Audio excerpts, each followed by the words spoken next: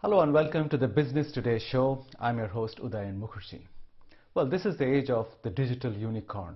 First-time entrepreneurs chasing their digital dreams and becoming billionaires literally overnight. Well, my guest today is a first-generation entrepreneur, a newly minted billionaire, but he's not from the digital world. He's very much from the real world. In fact, as touch and feel a world as you can imagine, it's the world of hospitals.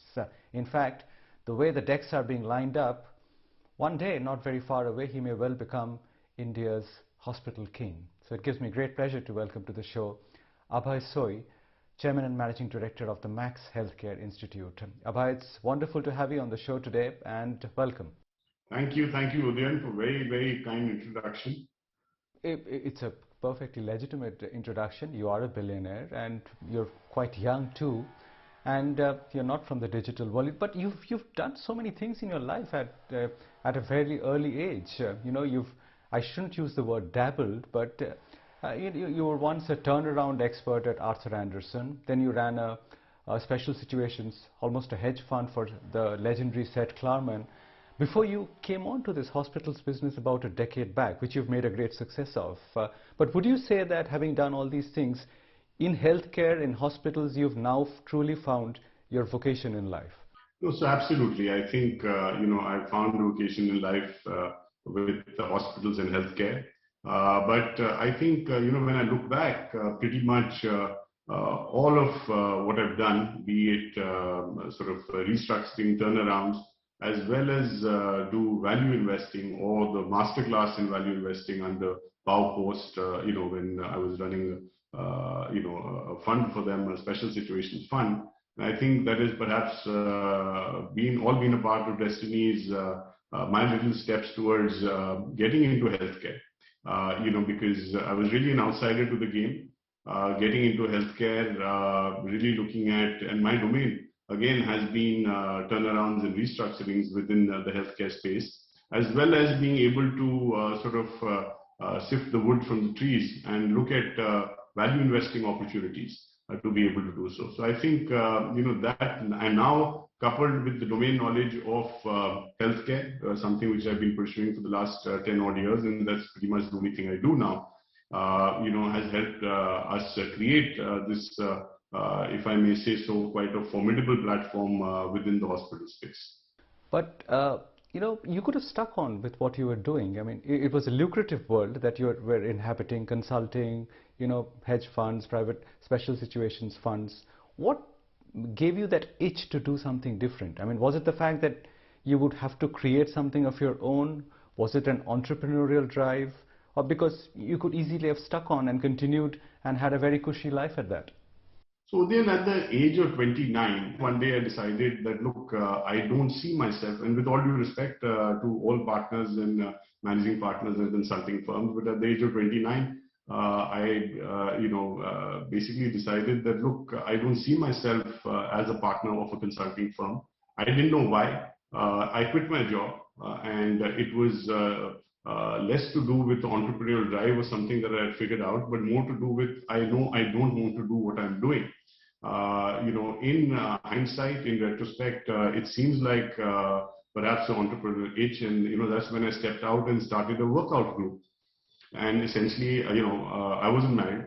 I was fairly young, so I didn't have any dependence on me, which sort of enabled me to take that leap. And essentially, what I was doing was I was asking my friends to give me sweat equity in their troubled companies or companies which were sort of dislocated, and give me a little bit of retainer, perhaps 50,000 or 1 lakh rupees to just keep my expenses going. And I started. It was very high touch restructuring and turnarounds that I got involved in, boards of some of these companies, etc., which entailed everything from organizational to operational to financial restructuring of these companies, all with varying degrees of successes and failures. I think the successes, which were far and few, made me a lot of money even at that point of time. But the failures, I think, those were the ones which really taught me.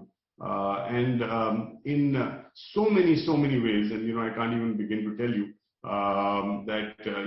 what I learned while restructuring some of these brick and mortar companies largely has come to bear and was very helpful that experience in the healthcare business whilst I was turning around hospitals. And the last couple of years could not have been easy. Must have been very, very challenging. I can imagine at the helm of a healthcare business.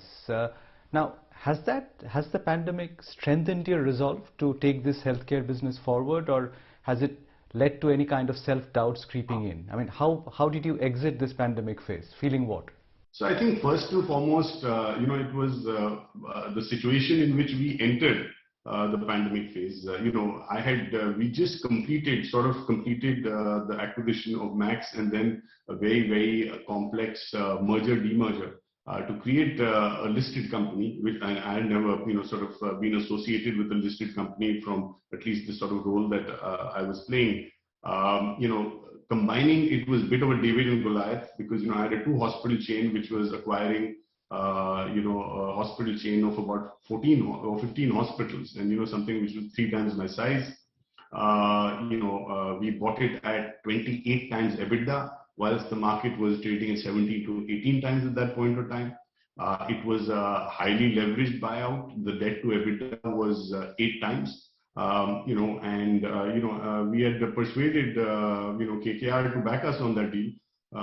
So a lot of credibility at stake.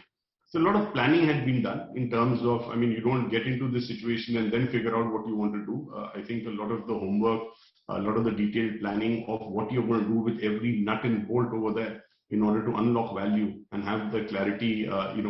We felt we had that clarity. We had gone over what we intended to do many times, in office, while sleeping at night in our beds, and so on and so forth. But till you've done it, it hasn't been done. At least although there was confidence of having been in not the same, but somewhat similar situations of a different nature in the past, I hadn't attempted anything of this size and scale.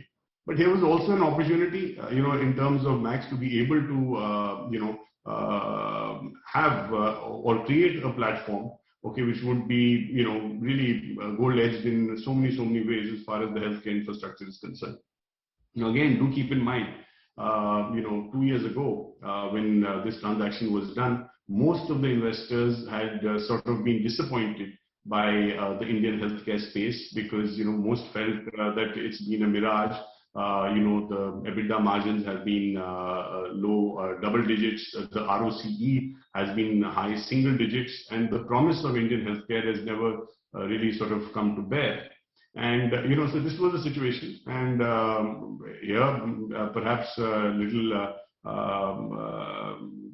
I think, with the exuberance of youth, if you may want to call that, even at this stage of my life. But I jumped into it. We were able to sort of, and whilst we were, kind of cementing the synergies, implementing those structural cost savings, and so on and so forth, lo and behold, COVID came and hit. And with that sort of balance sheet, very sort of, I won't say paucity, but the cash flows were limited, and there was this severe lockdown.